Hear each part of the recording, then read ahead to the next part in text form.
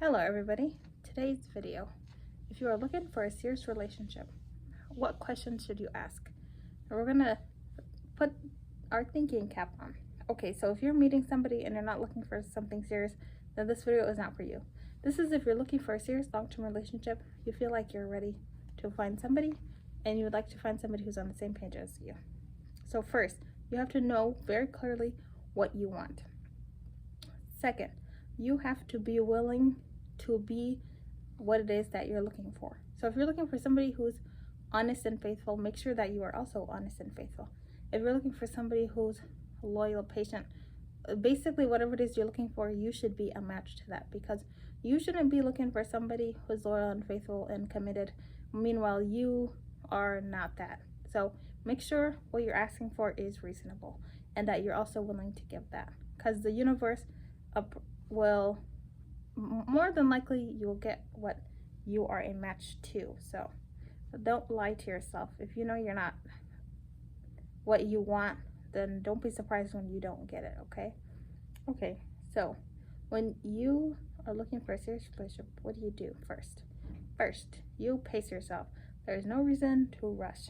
Take things slow. Ask yourself a lot of questions. Ask this person a lot of questions. Be honest. You can say that you're dating around or you're getting to know people. There's nothing wrong with that, especially in the beginning. You do not owe anyone any benefit of the doubt or immediate loyalty. So take it easy. Get to know this person. Don't go anywhere private with this person. Don't go to somebody's house, especially if you don't know them. This is a stranger. Don't be in their car.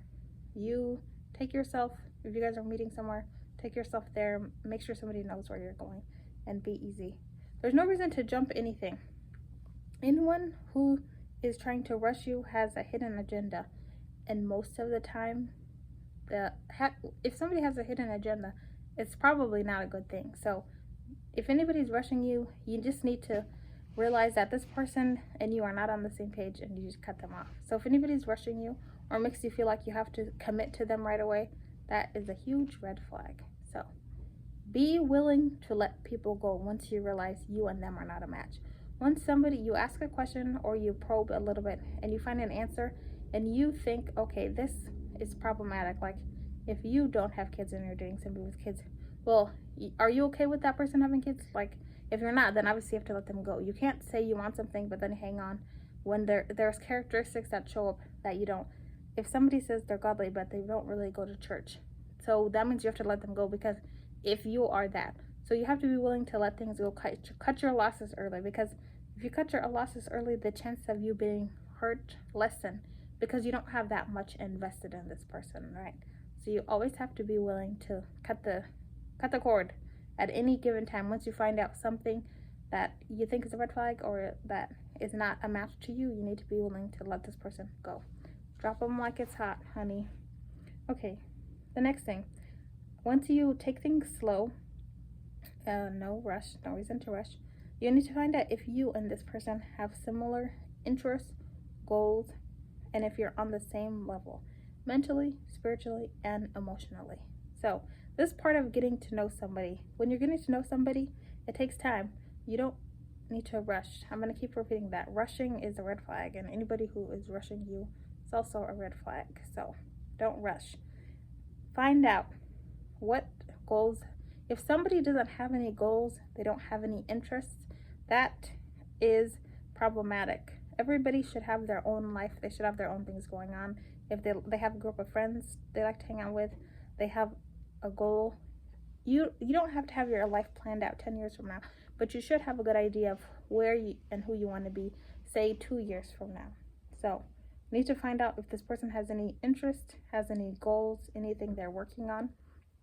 And it should show if they have things they're working on. To be honest with you, there should be some kind of evidence of that. Like, say somebody says they're going to school. Well, obviously, if somebody's in school, then you'll see books or they'll have a class schedule. You know what I mean? So you need to have proof of the things that this other person is saying. Like, it needs to be shown. Don't just take words, because a lot of people they just talk and there's no real follow through about Where's the proof that you're working on this, or where's the proof that you're doing this? And there's no reason to hide anything. I mean, I know it's good to protect goals because you don't want anybody to dampen what you're working on, but there's no reason that the person that you're getting to know is secretive about things. Okay, the next thing is probing. Make sure you're always asking questions, finding more. At the first sign of red flag, like I said, you have to be willing to let people go. That is the most important part of dating. You have to be willing to let people go, because the problem that happens is people see red flags, they keep hanging on, then what ends up happening later, they get burned when they should have walked away from the first sign of a red flag. Like if somebody lies to you in the beginning and you don't see that as a character flaw, later, I mean, they're going to keep lying consistently, right? But later what's going to happen is you're going to find out that this person is a liar, that they'll lie about something that you can't ignore. And then you're going to be faced with deciding if you're going to stay in this situation and give this person grace, or if you're going to leave. When, if you had shown the universe that you would have walked away from the first sign of disrespect, then you would show the universe that you're serious about what it is that you want, and you're not here to play games, and you're not going to accept somebody who is also playing games. So when you're dating, always remember, you need to know what you want, and you need to make sure you're a match to what you want. You need to not move too fast. Get to know this person. No reason to rush. Anyone rushing you has a hidden agenda, and anybody who has a hidden agenda is not somebody you need to be around. Next, you need to find out if you and this person have any similar goals, interests, and if you're on the same level mentally, emotionally, spiritually. Financially, it depends, because women and men don't always have to be on the same level financially. But like I said, like, that's why I didn't put financially down.